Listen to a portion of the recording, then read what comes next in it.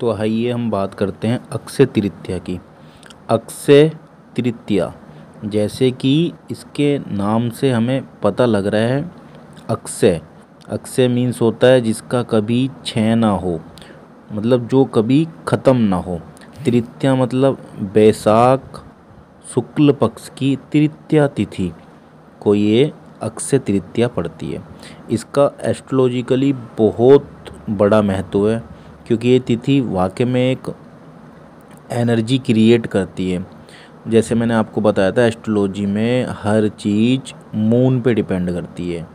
तिथि भी मून से डिसाइड होती है। अगर मान लीजिए कोई चतुर्थी तिथि में पैदा हो रहा है, तो हम उसकी कुंडली में देखेंगे कि सन से मून, सूर्य से चंद्रमा कितनी दूर जा रहा है, तब हमें पता लगेगा। फिर उस तिथि के लॉर्ड को देखेंगे कि उसकी मून के साथ कैसी मित्रता है या शत्रुता है, एनिमी है कि फ्रेंडशिप है। उस हिसाब से हम प्रिडिक्ट करेंगे तिथि के तरीके से। अब मून जो है एक न्यू बिगिनिंग की तरफ है, ये इसको बोला जाता है न्यू मून। तो ये तृतीया तिथि है, यानी कि लूनार का तीसरा दिन है। जैसे प्रतिपदा, द्वितीया और तृतीया, यानी कि तृतीया। तो अक्षय तृतीया, अगर मैं आपको इसके बारे में बताऊं तो अक्षय मतलब जो कभी ख़त्म ना हो, ऐसी तिथि, इसको बहुत ही ऑस्पीशियस डे माना जाता है। इंडियन मैथोलॉजी में, हिंदू मैथोलॉजी में इस दिन सभी लोग गोल्ड खरीदते हैं। उसका एक अलग महत्व है, क्योंकि गोल्ड प्रोस्पेरिटी को दिखाता है, कभी ना क्षय होने वाली चीज़ है। मतलब गोल्ड की वैल्यू कभी कम नहीं होगी, ये माना जाता है, ये कभी डिमिनिश नहीं होगा। तो यानी कि इसकी प्रोस्पेरिटी डे बाय डे बढ़ती रहेगी। इसलिए अक्षय तृतीया को गोल्ड, यानी कि जुपिटर, जो तृतीया 3 नंबर का स्वामी है जुपिटर, उसके साथ जोड़ दिया गया। तो उस दिन गोल्ड खरीदा जाता है।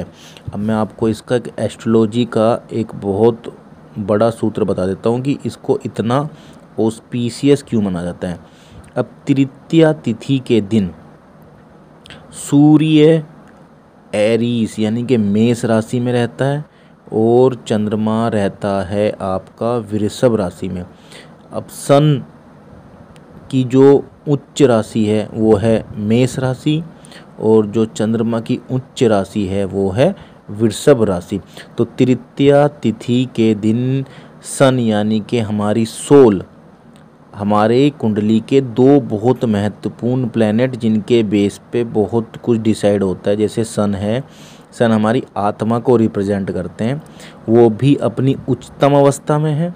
मून जो हमारे मन को, हमारे माइंड को रूल करते हैं, हमारे फूड को रूल करते हैं, हमारे इमोशंस को रूल करते हैं, वो भी अपनी उच्चतम अवस्था में है, यानी कि अपनी उच्च राशि में है। इन दोनों ग्रहों का उच्च राशि में होना अक्षय तृतीया को और ज़्यादा बेनिफिशियल बना देता है, क्योंकि एस्ट्रोलॉजी में सूर्य का सीधा संबंध आपकी आत्मा से है। तो यहाँ पे क्या हो रहा है, ये स्पिरिचुअलिटी की जर्नी के लिए बहुत ही ऑस्पिशियस डे है। अगर कोई व्यक्ति स्पिरिचुअलिटी में अपनी बिगिनिंग करना चाहता है, वो आत्मा के बारे में जानना चाहता है, अपने मन के बारे में जानना चाहता है, तो ये दिन, ये डे, ये तिथि उसके लिए बहुत ही लक्की साबित हो सकती है। क्योंकि यहाँ पर आत्मा भी प्रसन्न है, मन भी प्रसन्न है, अपनी अपनी उच्चतम अवस्था में बैठे हुए हैं। यानी कि आपके मन की दशा, यानी कि आपका मन आत्मा होने की तरफ जा सकता है। ये स्पिरिचुअल जर्नी के लिए बहुत ही शुभ तिथि मानी जा सकती है। क्योंकि देखो, क्या आपका मन आत्मा हो सकता है? क्या आपके मन से इम्प्योरिटीज़ हट सकती हैं? क्या आपके मन में वो मनोबल है जो ये डिसाइड कर सकता है कि क्या वो आत्मा को समझ सकता है?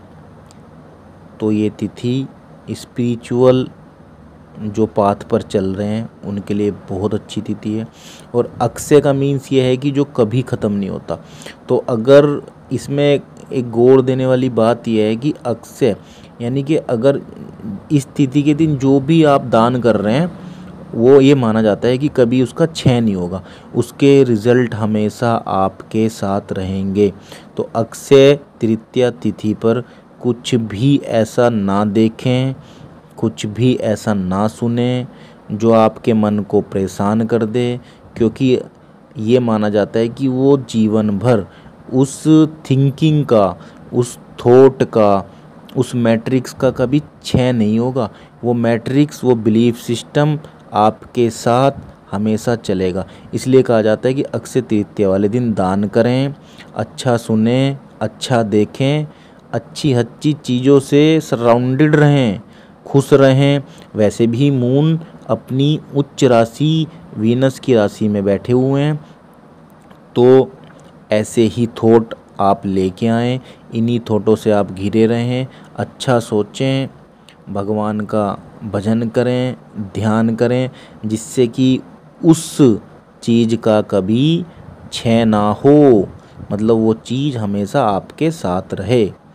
और इस तिथि का जो लॉर्ड है एस्ट्रोलॉजी में वो है मंगल, और मंगल की राशि में सन यानी कि आपकी आत्मा हो रही है उच्च। तो यानी कि ये तिथि बहुत ही ऑस्पिशियस तिथि है।